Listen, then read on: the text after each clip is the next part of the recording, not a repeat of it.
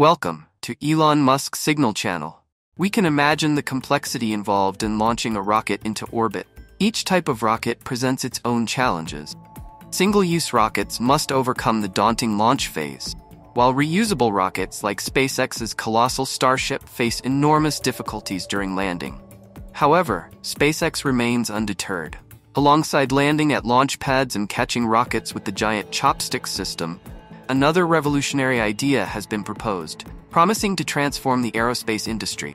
That groundbreaking idea is to land the Starship's booster stage on an unmanned ship in the middle of the ocean. Why has SpaceX chosen this unconventional landing method? How will they execute it? And what are the potential benefits and challenges? Let's explore right now.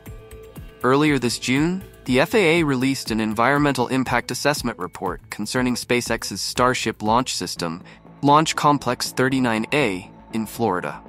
From ambitious goals to surprising disclosures in the report, such as details about the 35 engines on the Starship booster stage and the integrated and separate catch towers for Starship, discussed in previous episodes. Let's now focus on the Starship and booster landing process. While Starship's stages are primarily intended to land on land, secured by the crane arms of the launch tower, new revelations suggest that in the near future, SpaceX and Elon Musk may plan to recover rockets by landing them on an unmanned ship in the ocean, similar to their successful reusable landing method used before. SpaceX has perfected the Falcon 9 rocket landing technique on the catch tower. So why do they need to land Starship on the sea?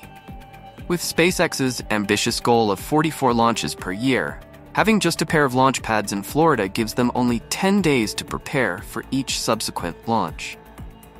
While everyone hopes for smooth operations, unforeseen challenges are inevitable, and contingency plans are necessary. In fact, the landing Starship on the sea is not new. About 3 years ago, SpaceX studied the possibility of landing the booster stage on an unmanned ship, similar to what they did with the Falcon 9 booster. Previously, this system was referred to as the Ocean Recovery System for the Starship program. A standard mission would use as little fuel as possible until separating the thrust stage to optimize efficiency. However, ensuring enough fuel for the return journey can be quite costly. Landing on a drone ship in the ocean is an economical solution. Bringing back the rocket via ship is much cheaper than flying it back fully fueled. Cost savings for launches open up possibilities once only seen in science fiction, potentially becoming reality in the near future. To achieve this, SpaceX needs only to load enough fuel to place the payload into orbit, then rely on gravity and glide capability to land using engines on the platform. To land Starship on an unmanned ship in the middle of the ocean, SpaceX will need to redesign the landing leg. Previously, Starship had landing legs, but they were removed to reduce weight and integrate more efficiently with the Mechazilla system.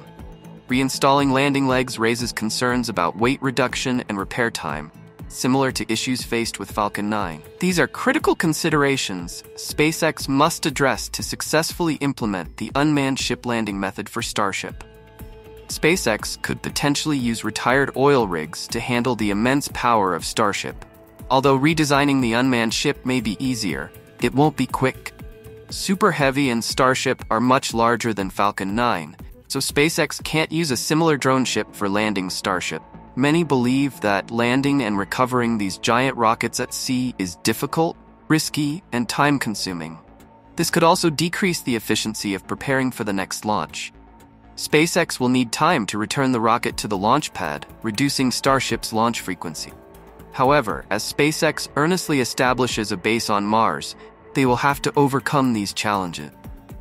Instead of changing the rocket's design, modifying the unmanned ship's design would be more beneficial than reducing the rocket's weight.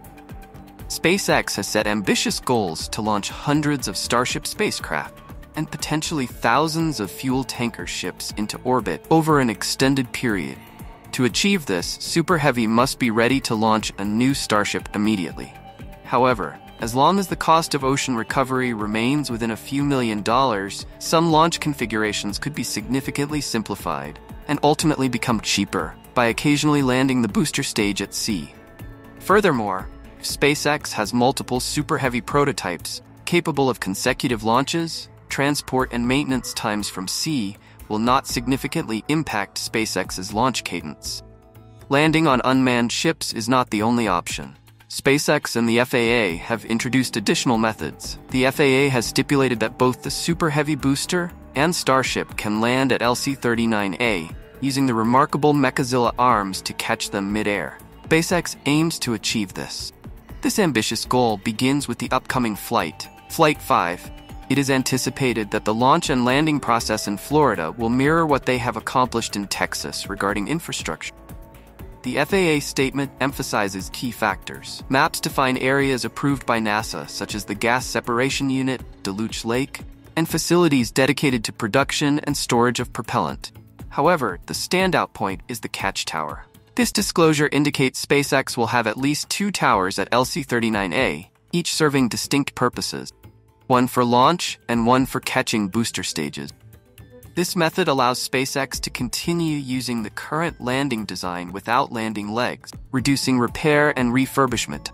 Not only impressive visually, but it also sets SpaceX apart as no other organization has achieved this.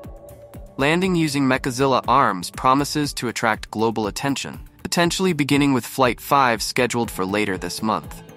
In addition to the 2 methods mentioned earlier, the FAA has outlined another option called expenditure, meaning the Super Heavy booster and Starship stages will not be reusable, but instead will land in the Atlantic Ocean. The FAA's statement includes mapped areas with specific latitude and longitude for these landings. However, this method is certainly not ideal. SpaceX faces a challenging mission to bring giant rockets to Florida. This demands close collaboration with the FAA and related organizations to finalize the environmental impact assessment report. Following the release of the draft EIS, SpaceX will gather public feedback, make necessary modifications, and ultimately approve the official EIS. But that's not all. To master the challenge of landing giant rockets, SpaceX needs to perfect its landing skill. The upcoming Flight 5 will be a crucial milestone, paving the way for using Mechazilla arms to catch the Super Heavy booster stage. Only after success with this test will SpaceX decide to deploy this method in Florida or revert to the unmanned ship landing option. Although landing in the Atlantic Ocean is not the ideal choice, it remains a contingency plan for special cases. However, nothing is impossible, and SpaceX is exerting full effort to overcome all obstacles. And those are the notable details from today's broadcast. Leave your comments on this episode, and stay tuned for more anticipated events in future episodes. Thank you for watching. Don't forget to subscribe to the channel and turn on notifications to await more interesting videos on the Elon Musk Signal channel. Goodbye, and see you again.